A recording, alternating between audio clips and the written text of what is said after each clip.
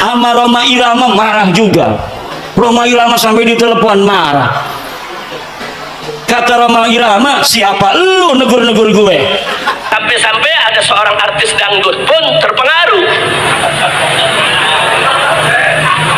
Kemudian dia ada rekamannya mengatakan, Habib Rizik minta telepon saya kepada seorang ustadz, katanya ingin menegur saya. Siapa lu?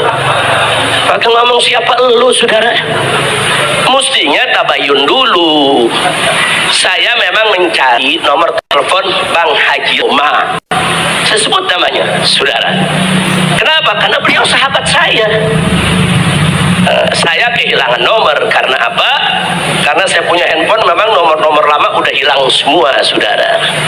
Saya cari, saya mau komunikasi. Yang namanya sahabat, watawasau bil haqqi watawasau bis sabar, saudara. Saya ditelepon Habib Rizik, ada satu ustadz telepon saya, ini ustadz sahabat saya, Bang Haji, Habib Rizik minta telepon antum nih, kasih nggak? Kasih, nih bilang. Dia mau telepon antum nih, gitu. Dia mau tegur ente nih Bang Haji. Dan dia bilang, emang siapa dia mau negur gue? Sampai ada klaim bahwa Indonesia ini milik Tarim. Buktinya, lihat tuh, banyak kuburan wali-wali dari Tarim. Inilah kepentingan membuat kuburan-kuburan palsu. Assalamualaikum warahmatullahi wabarakatuh. Sahabat Media Abisa, apa kabar semua? Semoga baik-baik saja. Pada video kali ini saya mau berbagi informasi tentang ceramah agamanya Haji Roma Irama, yang mana Haji Roma Irama mengatakan ditelepon oleh Habib Rizik, ya.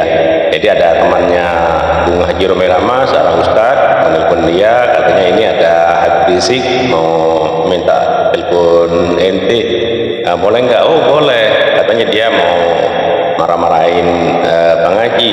Memang dia siapa mau main gue, gitu, kata Bung Haji Roma. Yuk, seperti apa penuturan atau ceramah Bung Haji Roma Irama? Langsung saja menuju ke videonya. Sama Roma Irama marah juga. Roma Irama sampai ditelepon marah. Kata Roma Irama, siapa lu negur-negur gue? Wih, hebat juga tuh Bang Haji. Bang Haji Roma kenal, Bu? Bu, kenal nggak Bang Haji Roma? Yang nyanyi apa contoh lagunya? Sebujur Bangkai. Satu lagu Roma Irama, Sebujur Bangkai, lebih utama dari ceramah para habaib 70 habaib. Satu lagu Sebujur Bangkai Roma Irama lebih mulia dan lebih manfaat bagi umat Islam daripada ceramah 70 habaib.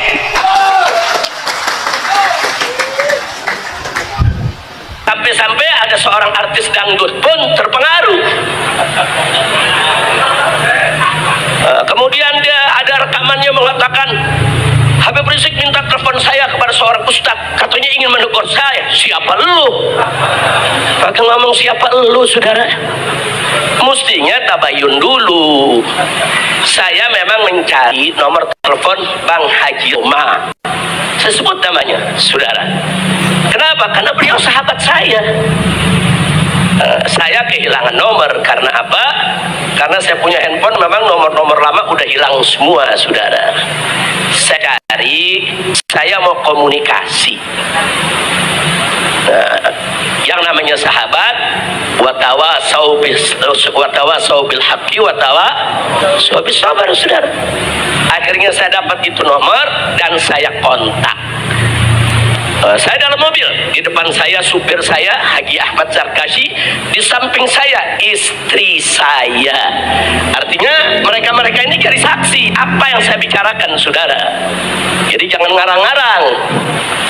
Nah, jadi saya sampaikan begitu salam, assalamualaikum warahmatullahi wabarakatuh. Gimana Bang Haji? Baik, sehat walafiat. Semoga antum tetap sehat walafiat. Kita doakan. Nah, habis kita doakan, kita sampaikan Ji, ana dapat kabar ini dari para ba'alwi yang ada di Jakarta, habaib. Katanya begini, antum nih ada undang seseorang yang nyerang ba'alwi. Nah, terus dia katakan, oh iya Beb, kita memang lagi bikin diskusi di sini. Ya nggak apa-apa, cuman kalau boleh, ana mau kasih masukan. Kalau antum ingin diskusi yang objektif, independen, undang dari kedua belah pihak. Nah, ini antum undang baru satu nih, Habib diserang-serang. Udah gitu, sikap antum seperti membenarkan. Nah, sekarang an usul, undang itu Gus Rumail. Nanti habis Gus Rumail, undang Habib Hanif.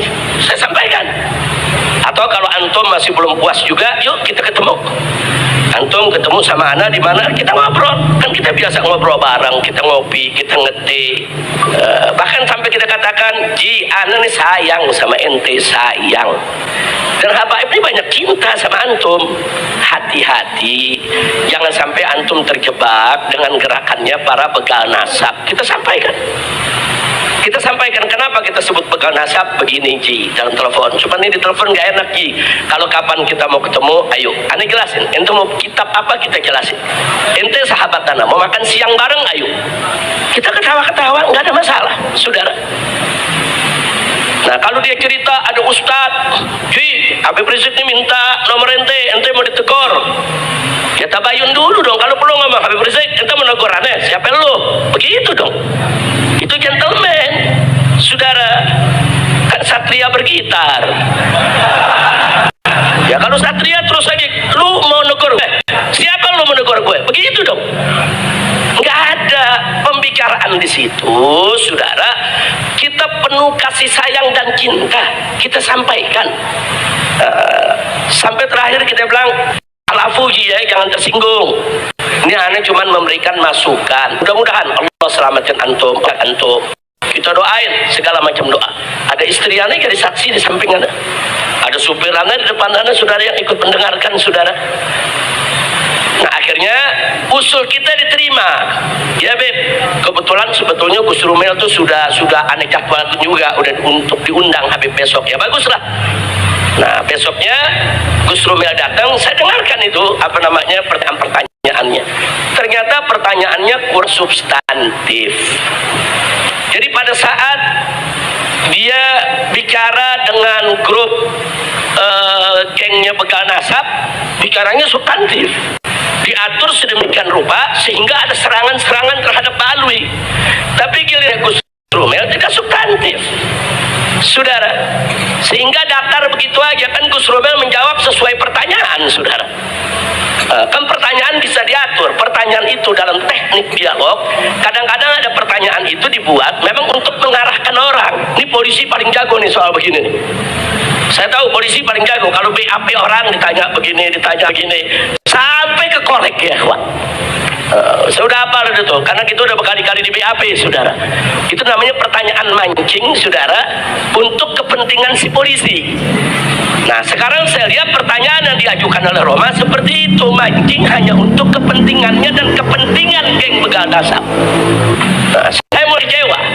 Hari berikutnya dia undang Imad, saudara, bin Sarman.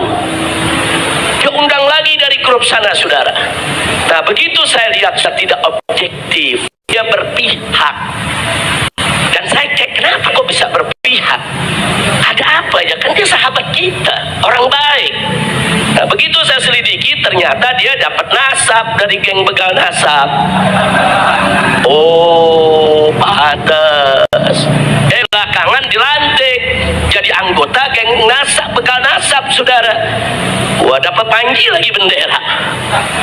Nah, jadi begitu saya lihat, oh pantes. Akhirnya saya sampaikan, saudara, ke teman-teman di Robito, jangan terima undangannya. Dan saya sampaikan ke Habib Hanif, jangan terima undangannya. Karena kalau sudah tidak objektif, kalau orang sudah berpihak tidak objektif, nggak bisa. Orang kalau mengundang di podcast ada dua pihak yang berseteru, itu harus objektif. Dia tidak boleh berpihak, saudara. Dia harus di tengah-tengah. Dan pertanyaannya baik ke kanan maupun ke kiri harus, saudara, substantif, menyentuh akar persoalan. sudah berpihak dari ke sebelah sana, dapat nasab, dapat kartu anggota saudara, dilantik sebagai bagian dari geng mereka saudara, yang sudah begitu nggak bakal bisa objektif. Itu saya usulkan ke Robito, tolak undangannya. Hanif tidak terima undangannya, apalagi saya saudara. Jangan sampai nanti mengatakan dia mau paksa saya datang. Siapa lu? Nah, kan kita juga bisa ngomong begitu. Emang dia doang yang bisa ngomong? Siapa lu mengundang gue? Jangan, bahasa-bahasa begitu nggak boleh dikeluarin saudara. Itu bahasa jelek. Itu bahasa yang bisa silaturahim. Itu bahasa yang bisa merusak hubungan. Saya sudah sediakan, kapan Ki? Kalau ente mau, sebutkan aja waktunya kapan. Kita makan siang bareng. Kita ngobrol yang enak. Ente mau nanya apa aja, Anda siap untuk jawab. Nah, tapi belakangan ternyata dia masih makin condong ke sana, dan akhirnya ada sengaja atau tidak sengaja, atau saya katakan Bang Haji Roma ini kurang teliti saudara, percaya satu info disebarluaskan dengan sumpah kepada Allah. Demi Allah, saya telepon dengan orang yang mengaku dari Robitoh Alawiyah menawarkan saya nasab. Saya diminta untuk beli nasab. Dia sendiri ngomong, ditelepon oleh orang yang ngaku dari Robitoh Alawiyah. Telepon dulu dong kalau bener apa enggak. Bukan langsung bersumpah saudara di hadapan media terus disebarluaskan, itu fitnah. Dan Robitoh Alawiyah sudah bikin pernyataan tidak pernah saudara menjual nasab atau menawarkan orang untuk bernasab, enggak ada. Sudah Robitoh Alawiyah sudah bikin pernyataan. Jadi dibantah, ada pernyataan seorang artis dangdut saudara, Robitoh membantah, Robitoh tidak pernah kirim orang dan tidak pernah telepon orang. Nah, jadi siapa itu yang telepon? Mestinya tabayun dulu ke Robitoh. Habis tabayun, oh ternyata enggak, telepon lagi tuh orang, bajingan lu ngebohong, ngaku-ngaku dari Robitoh, gitu dong. Itu baru satria bergitar. Kira-kira enggak? Habib Hanif paham, Habib Hanif ya?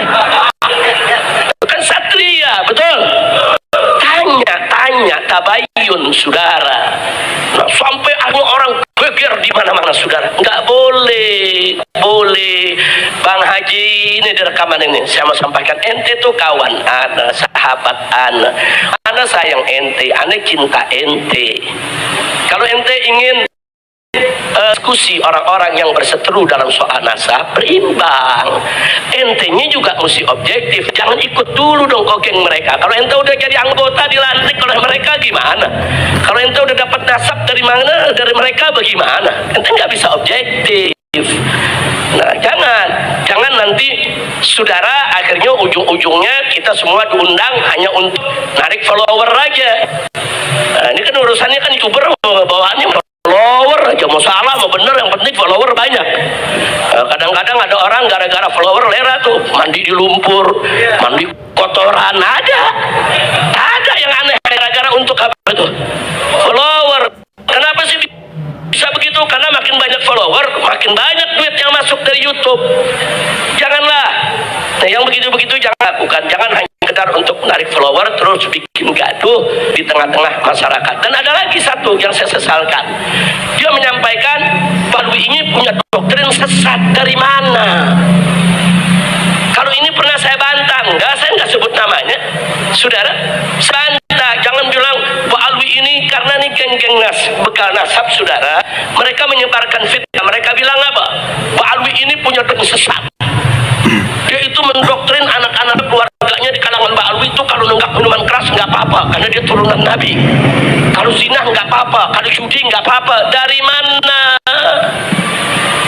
Saya ini Pak Alwi, guru-guru saya banyak dari kalangan Pak Alwi dan banyak dari kalangan kiai saudara.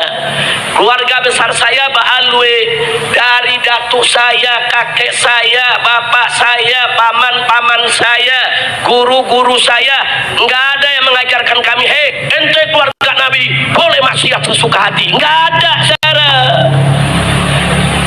Kalau ada seorang yang ngaku Habib terus perilakunya tidak beres, itu kan urusan pribadi dia. Jangan langsung itu itu doktrin habaib. Nggak bisa begitu dong, saudara. Apa kalau ada 1, 2, 3 orang Jawa, saudara, mencuri, terus kita katakan doktrin masyarakat Jawa mencuri itu boleh? Nggak begitu dong. Masyarakat Jawa itu punya tutuk kromo tinggi. Nggak ada itu ajaran-ajaran yang merusak, saudara. Betul? Apa boleh kalau ada 1 orang Betawi, saudara, atau 1 orang Sunda, dia berjudi, saudara, kemudian kita katakan doktrin masyarakat Betawi harus berjudi? Ada begitu? Nggak ada. Itu si pribadi yang bejat, yang rusak.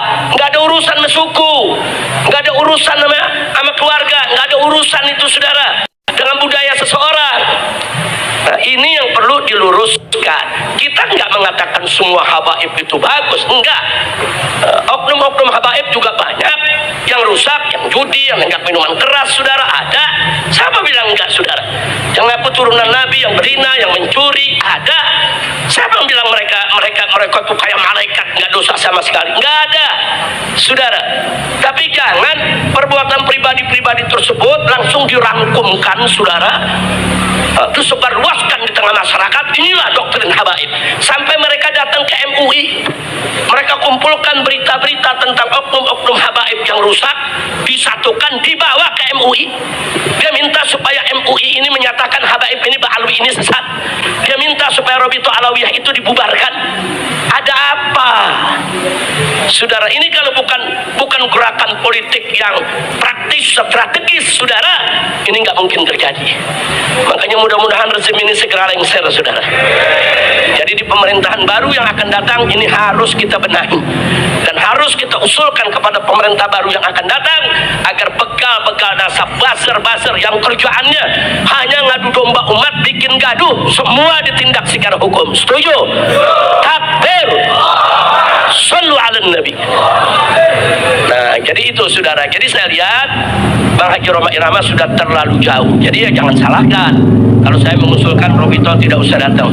Saya larang, saya punya menantu Habib Hanif ataupun mantu-mantu saya yang lainnya untuk menerima undangan podcast bersama Bang Haji Roma tentang nasab. Enggak, jangan, karena dia sudah berpihak. Dia sudah ada di kelompok seberang sana, saudara. Nah, kalau sudah berpihak berada di kelompok seberang sana, ya saya minta maaf, kita tidak lagi di barisan yang sama, saudara. Saya bersama Bang Haji Roma Irama, bersama Kiai Haji Hasim Muzadi, bersama Pak Din Samsuddin, saudara, bersama Kiai Haji Zainuddin MZ, saudara. Dulu kami sama-sama bikin organisasi namanya Fahmi Tamami, saudara. Untuk apa? Untuk menjaga masjid-masjid umat Islam agar tidak direbut oleh kelompok-kelompok di luar Ahlus Sunnah. Karena ketika itu banyak masjid-masjid direbut, saudara. Nah, umat ini goyang. Anak Kiai Hasim Muzadi mengusulkan kita bentuk aja Haji Roma Irama yang menyambut, Kiai Haji Zainuddin sambut, rame-rame, kita sama-sama, saudara. Nah, saya berharap jangan gara-gara soal bekal nasab Haji Roma seperti ini akhirnya kita bubar di Fahmi Tamami, ya ikhwan. Padahal organisasi ini bagus. Nah, maka itu kita doakan semoga Bang Haji Roma Irama dapat taufik dan hidayah, kembali ke jalan yang benar. Kita nggak minta Haji Roma Irama dukung habaib, enggak. Kita nggak minta dukung Ba'alwi, enggak. Objektif aja. Sebagai seorang YouTuber, podcast, objektif. Jangan memihak. Jangan memihak. Kalau dia tidak memihak, insya Allah siapapun diundang akan datang, saudara. Saya siap datang. Robito kita minta untuk dorong untuk datang. Habib Hanif, semua mantu saya datang. Kalau objektif. Tapi kalau sudah berpihak, dapat nasab pula, saudara. Nah, udah gitu dapat kartu anggota lagi dari geng Ibad bin Sarman, saudara. Nah, kalau sudah begitu, maaf, saudara. Hada firaq baini wa bainak. Ini perpisahan kita sampai di sini. Nah, jadi ini yang perlu kita sampaikan. Enggak, saya di sini bukan ingin mengecam atau menjelekkan seseorang. Saya hanya ingin klarifikasi dari hati yang paling dalam. Saya cinta dia, saya kasih nasihat. Tapi kalau dia merasa ditegur, enggak terima, ya urusan dia, saudara. Kita kan nasihat kan enggak maksa orang. Mau diterima alhamdulillah, enggak mau diterima juga enggak apa-apa. Kira-kira jelas tidak? Begitu saya dengar Kiai Imad pertama kali, saya suudzon bilang, ini orang siapa sih ini? Datang-datang merungkat nasab Ba'alawi, PKI kali ini orang nih. Dulu saya begitu. Taruh, saya ditelepon Habib Rizik. Ada satu ustadz telepon saya. Ini ustadz sahabat saya. Bang Haji, Habib Rizik minta telepon antum nih, kasih nggak? Kasih, dia bilang. Dia mau telepon antum nih. Dia mau tegur ente nih Bang Haji. Dan dia bilang, emang siapa dia mau negur gue? Sampai ada klaim bahwa Indonesia ini milik Tarim. Buktinya, lihat tuh, banyak kuburan wali-wali dari Tarim.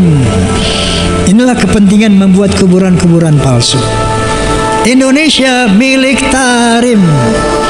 Inna lillahi wa inna ilaihi raji'un. Bahwa mereka bukan hanya memalsukan kuburan-kuburan, bukan hanya memalsukan sejarah Indonesia, bahkan sejarah NU juga dipalsukan.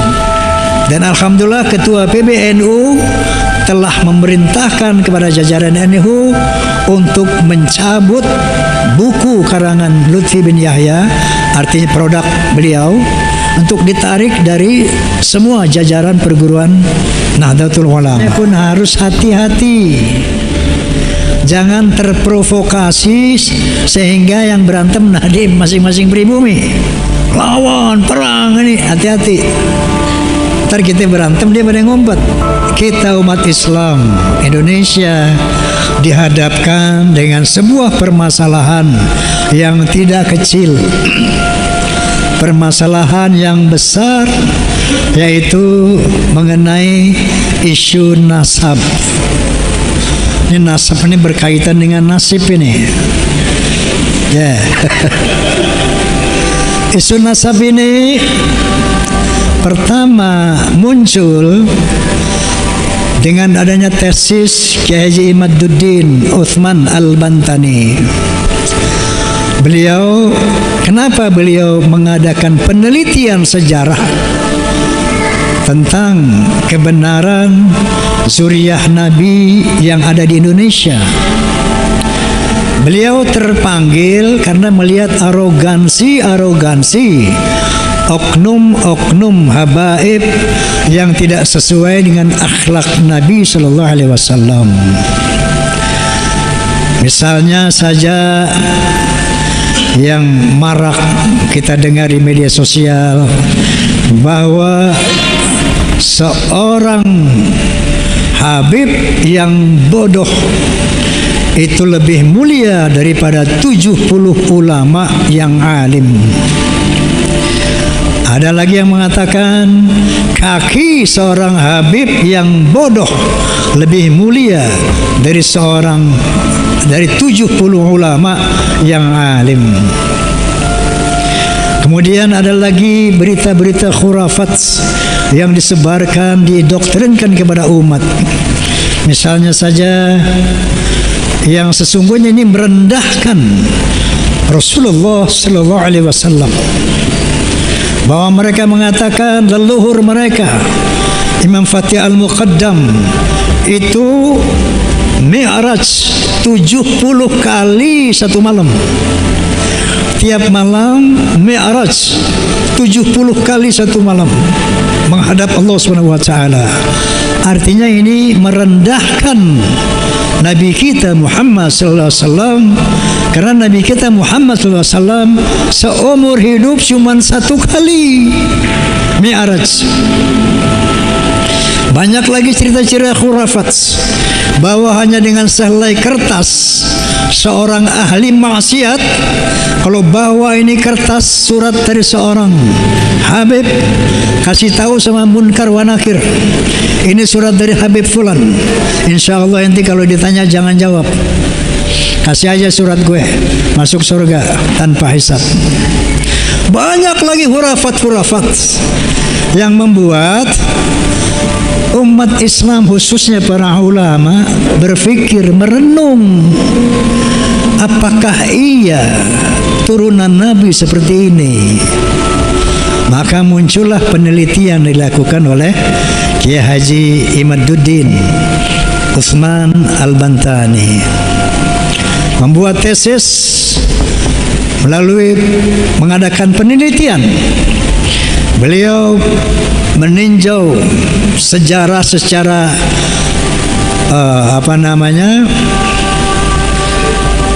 tulisan tangan itu apa namanya? Manuskrip. Manuskrip itu sejarah yang berdasarkan tulisan tangan. Itu dari abad keempat, kelima, keenam, ketujuh, kedelapan, kesembilan awal. Apa yang dicari oleh beliau? Yang bernama Ubaidillah, yang melahirkan Alawi, yang kemudian mengembangkan Bani Alawi, turunan Alawi. Ini yang diselidiki oleh beliau, diteliti oleh beliau. Apakah ada yang namanya Ubaidillah sebagai anak dari Ahmad bin Isa? Maka ditelitilah. Abad keempat dilihat cuma 3 anak Ahmad bin Isa, yaitu Muhammad, Ali, dan Husain. Abad kelima diteliti lagi, cuma 3 anak Ahmad bin Isa, Muhammad, Ali, dan Husain. Abad ke-6 diteliti lagi sampai 7, 8, 9, cuman ada 3 anaknya Ahmad bin Isa yang notabene adalah turunan Nabi, cucu Nabi. Ternyata baru di abad pertengahan 9 baru muncul itu yang namanya putra keempat dari Ahmad bin Isa yang bernama Ubaidillah. Inilah bahwa diyakini oleh Kiai Haji Imaduddin bahwa Ubaidillah ini dicangkokkan karena tidak terkonfirmasi dari 5 abad ini. Tiba-tiba muncul anak yang keempat dari Ahmad bin Isa adalah Ubaidillah. Nah, kemudian muncullah beberapa analisa dari ulama-ulama yang lain yang membenarkan tesis Kiai Imad. Saya nih muhibin kelas berat. Di sini ada muhibin nggak? Woi, ada muhibin nggak? Kalau ada lewat lo sama gue. Aneh jadi muhibin dari kecil. Ya, saya muhibin ini dari masih muda udah muhibin. Sampai sekarang umur saya 35 tahun masih muhibin. Berapa umur gue sekarang?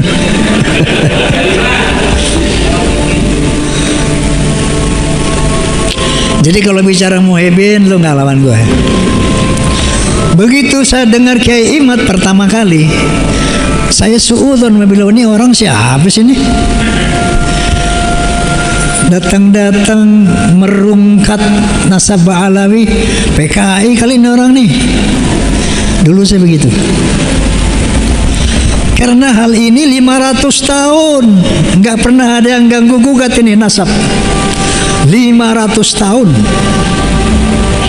dari abad keempat, 5, 6, 9 sampai ke-9 nggak ada yang ganggu gugat, nggak ada yang kutak-kutik.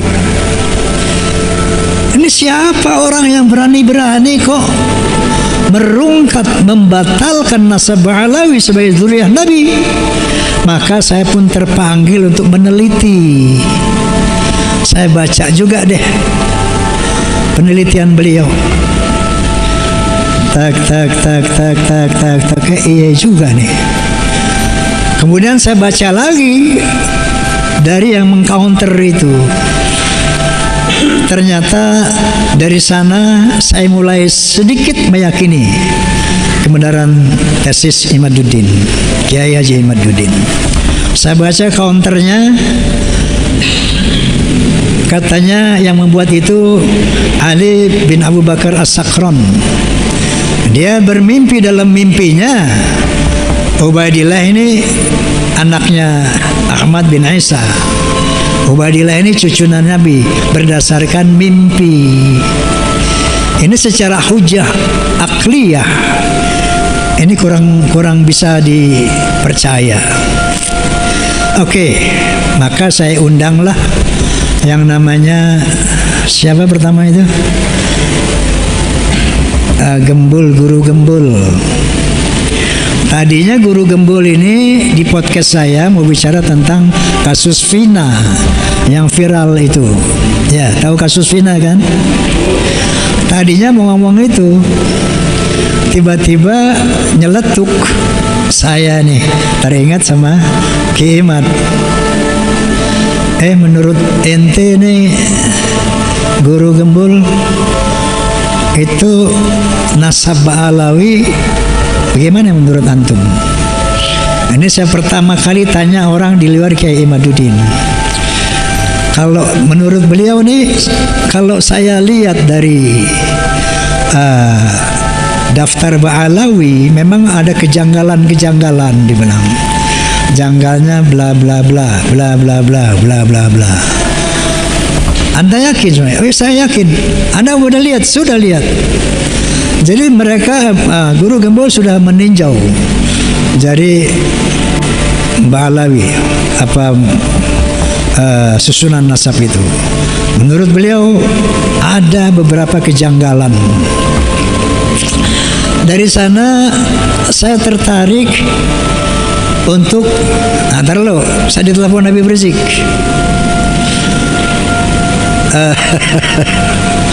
Ada satu ustadz telepon saya. Ini ustadz sahabat saya. Bang Haji, Habib Rizik minta telepon antum nih, kasih nggak? Kasih, ini bilang. Kasih. Dia mau telepon antum nih. Dia mau tegur ente nih Bang Haji.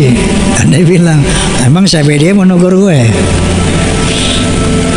Nggak lama malamnya Habib Rizik telepon saya.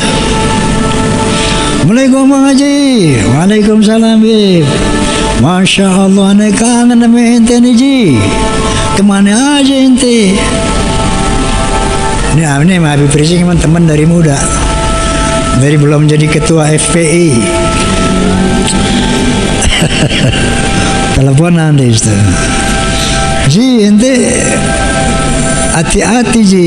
Ini para Ba'alawi ini semua cinta antum. Dia bilang sama Bib, Anda juga cinta Ba'alawi. Cinta baik. Coba hati-hati ente jangan terjebak sama orang-orang jahat. Habib Rizik pesannya gitu, jangan terjebak sama orang jahat. Nah, coba itu ente undang tuh Gus Romel, dia bisa mengcounter tuh Imaduddin. Baik, sebelum ente minta Bib, ane udah jadalkan tuh Gus Romel. Besok dia podcast sama ane. Seperti itu, dan selanjutnya maka sampai podcast terakhir setelah dengan Romel baru saya undang Kiai Haji Imaduddin. Setelah itu saya undang pimpinan Rabi'atul Alawiyah, yaitu Habib Taufik Assegaf. Sayangnya beliau bersurat kepada saya nggak siap datang. Kemudian saya undang ahli genetika Dr. Sugeng Sugiharto. Saya undang ahli filologi Profesor Menahem Ali. Saya undang ahli sejarah Profesor Anhar Gonggong yang baru kemarin. Udah lihat belum ini? Oi. Nah, kemudian insya Allah besok, Jumat besok, saya undang Profesor, maksudnya Kiai, wakil dari Wali Songo, turunan Wali Songo, Gus Abbas dari Cirebon, Buntet. Dan insya Allah saya akan undang Habib Rizik Syihab. Akan saya undang juga yang namanya Habib Lutfi Pekalongan. Untuk apa? Untuk berdiskusi melihat yang mana yang benar, yang mana yang salah. Siapa yang benar, siapa yang salah. Karena ini sudah masalah umat, masalah bangsa. Seandainya Anda semua telah mengikuti podcast Bisikan Roma, Bincang Asik bareng Roma, sampai yang kemarin, pasti sudah paham. Pasti Anda sudah paham bagaimana persoalan yang sebenarnya. Oke, jadi ketika ada masalah-masalah di kalangan umat Islam, di kalangan bangsa Indonesia ini, kenapa saya katakan penting? Karena ada indikasi-indikasi kaum Ba'alawi ini mau menghegemoni, mau menjajah Republik Indonesia. Contohnya dengan membuat kuburan-kuburan palsu. Banyak sekali kuburan-kuburan palsu dengan nama Habib ini, Habib itu, Habib ini, Habib itu, hampir di seluruh Indonesia, dan sebagian besar sudah dibongkar oleh umat Islam. Dan pemalsuan nama daripada para wali, pemalsuan nama yang sangat viral, yaitu dari Sumo Diningrat yang diklaim sebagai Hasan bin Toha bin Yahya. Ini diteliti oleh para ahli sejarah. Ternyata ini adalah pemalsuan nama-nama, pemalsuan makam-makam. Kemudian ada klaim-klaim bahwa pahlawan nasional di Ponorogo adalah Ba'alawi. Imam Bonjol Ba'alawi, Tengku Umar, Tengku Jijitiro, semuanya Ba'alawi. Maka saya undanglah hasil sejarah Profesor Anhar Gonggong yang menyatakan dengan satu kalimat, bohong. Dibuktikan dengan sejarah-sejarah. Sampai ada klaim bahwa Indonesia ini milik Tarim. Buktinya, lihat tuh, banyak kuburan wali-wali dari Tarim. Inilah kepentingan membuat kuburan-kuburan palsu. Indonesia milik Tarim. Inna lillahi wa inna ilaihi raji'un. Jadi tidak sederhana ini persoalan. Ternyata ini persoalan berat, besar. Makanya saya katakan, qala ta'ala wala udwana illa 'ala zalimin. Tidak ada musuh kecuali buat orang-orang yang zalim. Maka jangan digeneralisir, jangan gebah uyah. Saya yakin sebagian besar Habib-Habib nggak paham ini. Sebagian besar mereka nggak paham ada rencana jahat untuk menguasai Indonesia. Makanya kita jangan gebah uyah, jangan digeneralisir. Hati-hati dalam hal ini. Jadi alhamdulillah proses hukum dari PBNU juga sudah berjalan. Maksud saya pengkritisian bahwa mereka bukan hanya memalsukan kuburan-kuburan, bukan hanya memalsukan sejarah Indonesia, bahkan sejarah NU juga dipalsukan. Dan alhamdulillah ketua PBNU telah memerintahkan kepada jajaran NU untuk mencabut buku karangan Lutfi bin Yahya, artinya produk beliau, untuk ditarik dari semua jajaran perguruan Nahdlatul Ulama. Nah, artinya sudah mulai tercium adanya pemerkosaan, pembelokan sejarah PBNU itu sendiri. Nah, saya katakan tadi ini bukan soal kecil, soal besar. Makanya mengatasinya pun harus hati-hati.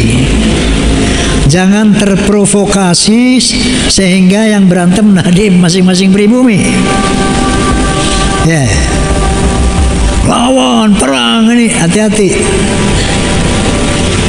Ntar kita berantem dia pada ngumpet. Betul. Yang berkelahi pada ini lolo nih. Dia di mana nanti? Dia nonton. Makanya hati-hati, jangan terprovokasi. Saya juga bilang di podcast saya kemarin, Beb, hati-hati Beb, jangan nanti provokasi umat. Tega ente, ngadu domba umat.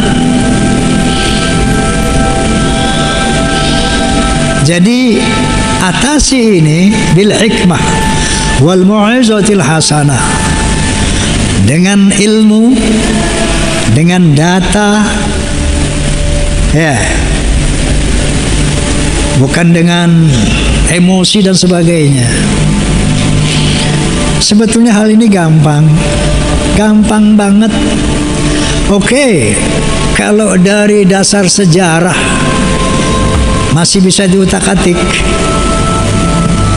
Filologi artinya ilmu sejarah peradaban manusia. Menurut Profesor Menahem Ali, ini orang Yaman ini asalnya tuh dari Kaukasus, bukan dari Arab. Ya.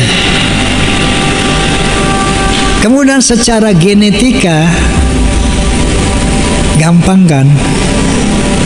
Ada yang bilang di podcast, Beb, ente udah ngomong dulu, Beb, bahwa ketika antum melihat rambut Rasulullah SAW, ente bilang dulu sebelum ada kasus ini, ini nih ada rambut Nabi nih, siapa yang ngaku turunan Nabi, ayo tes DNA.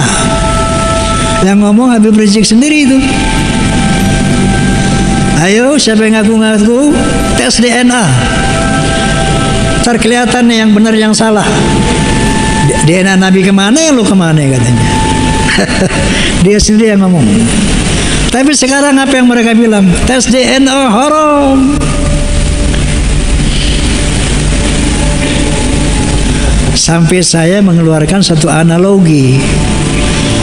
Qala ta'ala, innama harrama alaikumul maitata waddama wa lahmal hinjir wa ma uhilla bihi li ghairillah faman itturra ghayra baghin wa la 'adin fala ithma 'alaihi innallaha ghafurur rahim. Sesungguhnya diharamkan atas kamu 1 bangkai, 2 darah, 3 daging babi, dan 4 binatang disembelih tanpa nama Allah. Haram tuh.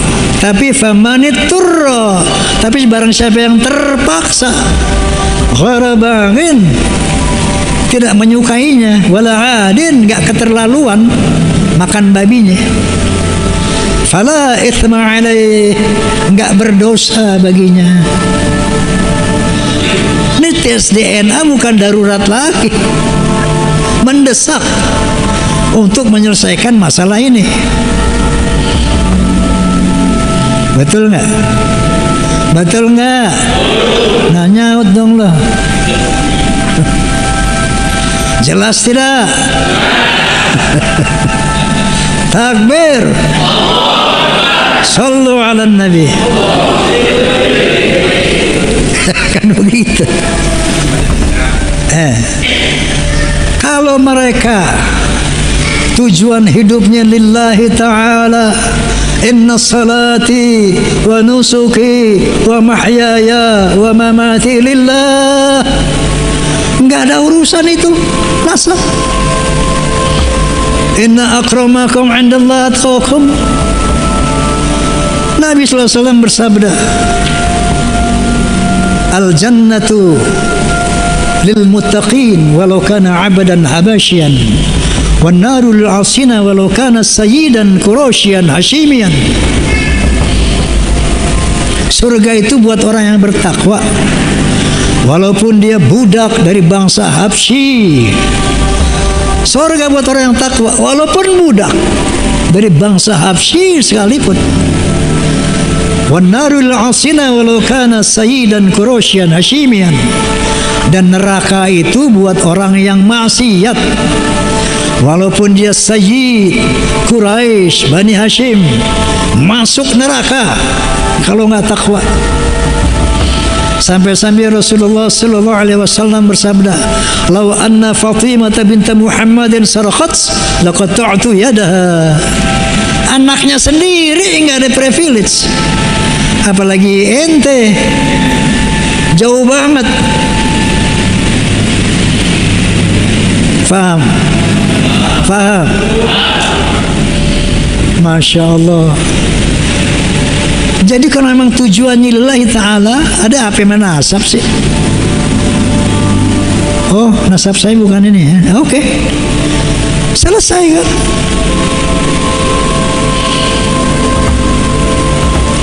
secara sejarah nggak nyambung, secara DNA nggak nyambung, filologi nggak nyambung. Astagfirullahaladzim. Masya Allah para habib, Masya Allah, ana uhibbukum, ana ni muhibbin. Habib Rizik, Habib Ali Kuitang, Habib Ali, siapa lagi itu, Habib Sehan, Habib, sahabat aneh semua itu. Apakah dengan ada kasus ini kita harus putus persahabatan? Tidak. Misalnya ente Bib, terbukti bukan dzurriyyah Nabi, so what? Kita tetap bersaudara sebagai sesama muslim, sebagai sesama mukmin. Innamal mu'minuna ikhwatun fa aslihu baina akhwaikum.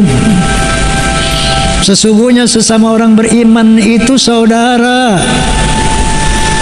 Lemu dzurriyyah mau bukan saudara. Dan di video kali ini ada klarifikasi dari Habib Rizik Syihab bahwasanya memang dia benar menelpon Bung Haji Romai Rama karena dia adalah sahabat, dia cari-cari nomor karena kontak-kontaknya banyak yang hilang, akhirnya dia mencari tahu nomor kontaknya si Romai Rama dan dia benar menelpon Romai Rama ya. Jadi di keterangannya Habib Rizik ini memang telepon dia sekarang si Habib Rizik ini karena si Romai Rama sudah mengikuti intinya seperti itu ya, intinya karena kayaknya sudah mengikuti dari Kiai Haji Iman, makanya Habib Rizik menyarankan untuk para mantu-mantunya apabila diundang oleh Romai Rama untuk membahas masalah nasab, Habib Rizik menyarankan tidak memperbolehkan untuk hadir di acara podcastnya Haji Romai Rama, dan Haji Romai Rama pun mengatakan memang benar ditelepon sama Habib Rizik malamnya, pada sebelum itu ada di podcast ngobrol-ngobrol, setelah itu ada yang mengatakan ini ada Habib Rizik minta nomor ente Bung Haji, ya kasih gitu ya. Kayaknya malam harinya memang dia telepon gitu, katanya jangan sampai terpengaruh masalah ini bahkan mengatakan mengklaim bahwasanya Indonesia negara karim, buktinya banyak-banyak masalah makam-makam yang di sana banyak golongannya orang-orang karim katanya ya. Ini kata Bung Rama kok sudah melenceng, kok ada apa ini kok sampai-sampai membahas masalah makam-makam ini, kata si Bung Haji Romai Rama. Oke, terima kasih buat teman-teman semua, mohon maaf, semoga video ini bermanfaat buat kita semua. Apabila teman-teman mempunyai kritik dan saran bisa tulis di kolom komentar, dan seandainya video ini tidak baik untuk teman semua ya silakan abaikan, ambil manfaatnya ya. Yang negatif abaikan, yang positif bisa dibuat pelajaran ya teman-teman. Oke, terima kasih buat semua, sampai jumpa di video selanjutnya. Wassalamualaikum warahmatullahi wabarakatuh.